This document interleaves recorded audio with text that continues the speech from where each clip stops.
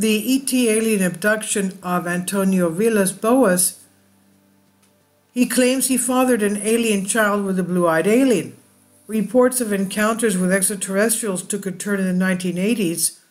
The question is why? For as long as UFOs have been around, alien abductions have been seen as something of an outcast, while spotting unusual lights or objects in the sky is considered to be within the realm of possibility and is viewable as believable. Abductions tend to be common. In some situations, these alien abductions cases might be so outlandish that they leave us scratching our heads and pondering what exactly is going on. Abduction cases have become a point of discussion. Some of these alien abduction cases are even crazier than others, like the one about the Brazilian farmer who was taken aboard a spaceship to father an extraterrestrial entity. A peculiar series of incidents occurred October 1957. This was just about the time of the contact with the abduction of the woman from South Africa that claims that she fell in love with an extraterrestrial that took her to Alpha Centauri, where she fathered a child. And that again was in 1957. So this time here, October 57, in a rural location near São Francisco de Sales, Brazil, Antonio Villas Boas, his brother Joa, and their family lived there. And on the night of October 14, they had an unusual encounter while plowing a field. Even though it was normal for them to labor at night due to the oppressive heat and the often grueling nature of the task, that particular evening was different. They were working in the field when they noticed a ball of brilliant red light in the sky that they could not bear to look at directly. Upon spotting the strange object, Antonio made his way closer to it, but any time he tried to get closer, it would run away from him, as he was playing a game while his brother did not move, as he was terrified. The two brothers did not do anything but watch the object spread several beams of light in all directions before it flew into the night, but that was not the end of the weirdness. In fact, for Antonio, it was just the beginning. And this time Antonio was alone in the field, in the night October 16, 1957, when he noticed a red star among the flashing lights in the starry sky overhead. When the light began to expand in size and brilliance, he recognized that it was the same light he and his brother had previously seen. Instead of fleeing, the light seemed to be closing in quickly on him, and the terrified farmer could see that it was an egg-shaped spacecraft of some sort with a revolving dome and a brilliant red light on its top. Using 3 metal legs that emerged from beneath the UFO, it softly touched down on the field near Antonio before a hatch opened to release a 5-foot-tall humanoid alien in a helmet and gray coveralls. To escape from there, Boas turned his tractor around and tried to run, but the vehicle quickly stalled, forcing him to continue on foot. He didn't make it very far, and the alien managed to catch him.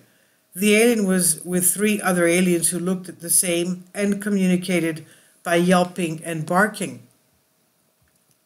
Antonio alleged that he was unable to adequately defend himself against them, so they physically dragged him into their UFO. He was kept in a brilliantly illuminated room where the aliens stripped and covered him with a slippery gelatinous material before transporting him to another room filled with weird red symbols. The alien slashed his chin to draw blood before leaving him alone for a while, and as he sat there afraid and unsure what was going to happen next, a foul-smelling gas was piped into the room, causing Antonio to vomit. Another one of the beings appeared in front of him an hour later. This one was a lovely girl with long platinum hair and enormous blue eyes, who was described as absolutely hot by Antonio. He further stated that he had intimate intercourse with her, and after that she rubbed her stomach, which implied that she would carry his child. He was then dropped off at his tractor 4 hours later with strange burns on his body that he did not remember getting. He continued to have different health problems over the next few days, including severe headaches, nausea, and mysterious skin lesions that appeared on his body for no apparent reason, he claims. The burns were still there. Unsure of what to do, he sought medical help and was eventually examined by Dr. Olavo Fontes of Brazil's National School of Medicine. After examining him, the doctor said that Antonio was in terrible condition and was suffering from radiation poisoning. Dr. Olavo Fontes said, among Antonio's symptoms were pains throughout the body, nausea, headaches, loss of appetite, ceaselessly burning sensation in the eyes, cutaneous lesions on the slightest of light bruising, which went on appearing for months, looking like small reddish nodules, harder than the skin around them and protuberant, painful when touched, each with a small central orifice yielding a yellowish thin waterish discharge. The skin surrounding the wounds presented a hyperchromatic violet-tinged area, a doctor said. When Antonio approached the journalist Jose Martins regarding the incident, the story was quickly taken up by ufologists, and by 1958 the entire unusual narrative was receiving worldwide recognition and more than its fair share of raised eyebrows as it was increasingly mentioned in the mainstream media. The entire incident was so bizarre that it borders on absurdity.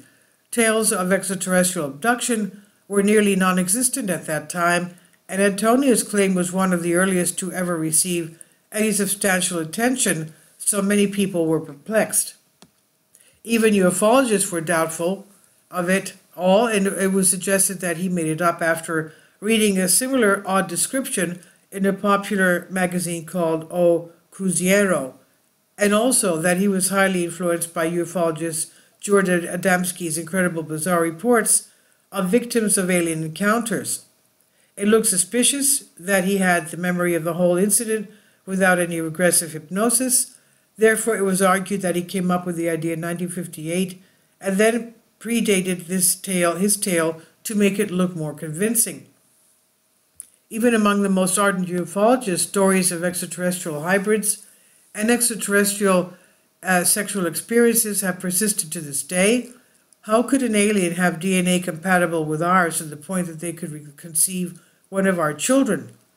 It's absolutely implausible for a scientific standpoint. There are a lot of things regarding this case that don't have a scientific explanation, so it has been widely discarded. Although his story was labeled as a hoax, that does not mean he was a lunatic.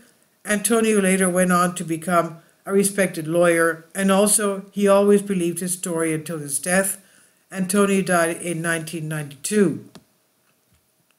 Was this story of alien abductions only the ramblings of a troubled guy, a prank, or was there something more to it? It doesn't matter what the truth is. This is one of the first publicly reported UFO abduction stories and continues to be debated to this day. And this is on Collective Spark by Anshu Vastava Infinite Explorers. Please leave your comments and thank you for your support. My Patreon account, the daily posts are 5 videos daily, and they are totally different from what I have on my YouTube channel. Thank you so much for your support and that you find all my content so interesting. You'll find the Patreon account details in the description box below.